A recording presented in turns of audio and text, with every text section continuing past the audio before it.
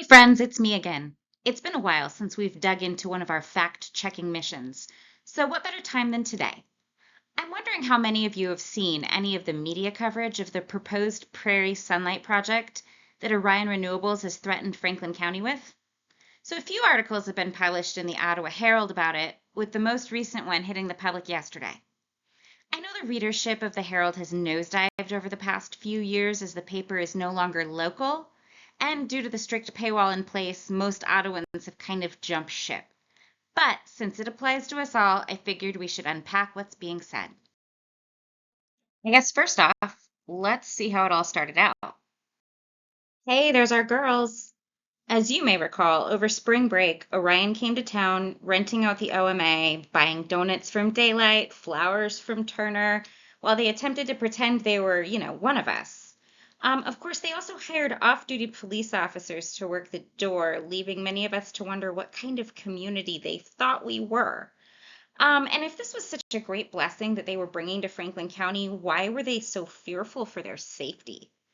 Anyways, we hung out on the sidewalk, gathering petitions, handing out signs, and receiving so much love and support from our community. In fact, that's where we met Brian Stumpf, Orion's fire safety specialist. He's also a cinema studies professor and an award-winning bullshitter. If you don't know who I'm talking about, you've got to check out my other videos. Anyways, this got the attention of one of the Ottawa Herald's employees who asked to interview our group. Along with the company, the landowners, this piece was written by Jennifer McDaniel. This was my first time meeting Jennifer, so I really didn't know what to expect when I agreed to the interview. You can find the contents of this and the other articles on our group's Facebook page and our website. Anyway, to summarize, they touched on John McFarland, who admits he doesn't live next to the project. And it paints a picture of his hopes and dreams as a farmer and a father. It also admits that Orion has been sniffing around here in secrecy since 2018, with Michael Kressner, the Senior Director of Development for Orion, saying, while the company began talking to landowners several years ago, the proposed project is still considered in the early stages of development.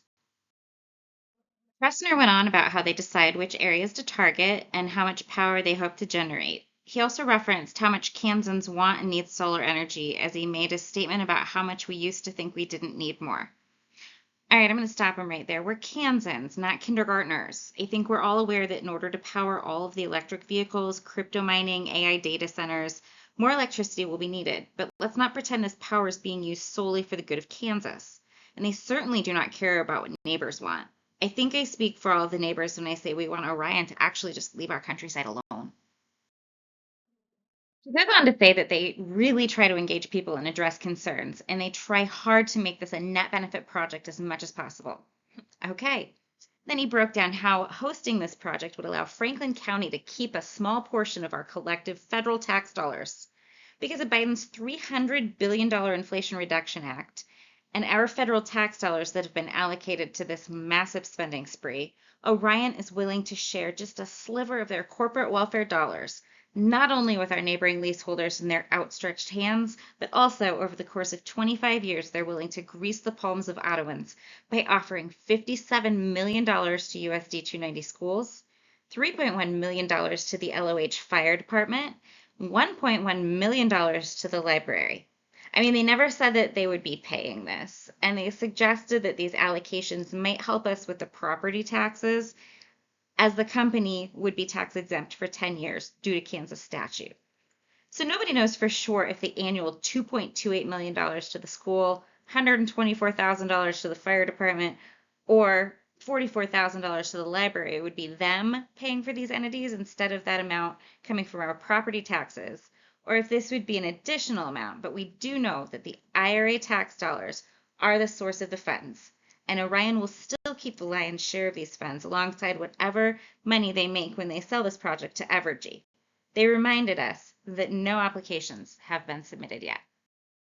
The landowners called it a business decision.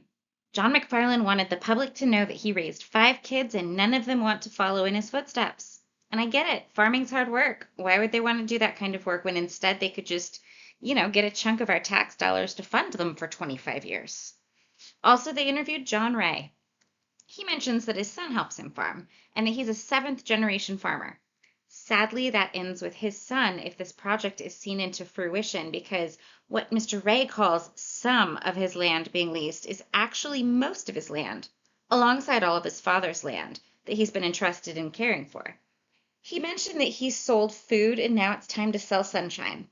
Unlike the McFarlands, however, the Rays have also opted to sell most of their land to Orion through a purchase option that you can find in our leases section of our website. Mr. Ray mentioned that they didn't do it for themselves, but for the community. Let's cue the Lee Greenwood music. McFarland said he did it for the money for the roads and the water lines, and was quoted with, "John and I have given back to the community all our lives, whether it's the water district boards or business boards, and it kind of hurt, to be quite honest." I know a few of us who are also quite hurt by their decision to corrupt our quiet way of life to line their pocketbooks and fund their retirements. Looking at retirement a lot more, and here in the not too distant future, and the way it has unfolded, it looks like it might be a pretty good income stream. Then it came to the part about us, the mean, grumpy neighbors who selfishly want to see Franklin County remain an agricultural community instead of industrial.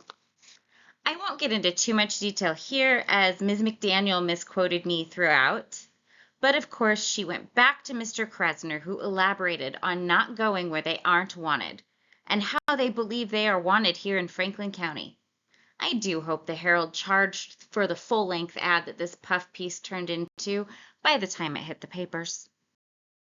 In conclusion, between the editor misquoting me entirely and the love fest towards Orion, well, let's just say that we figured out now why readership has plummeted. Till next time, friends.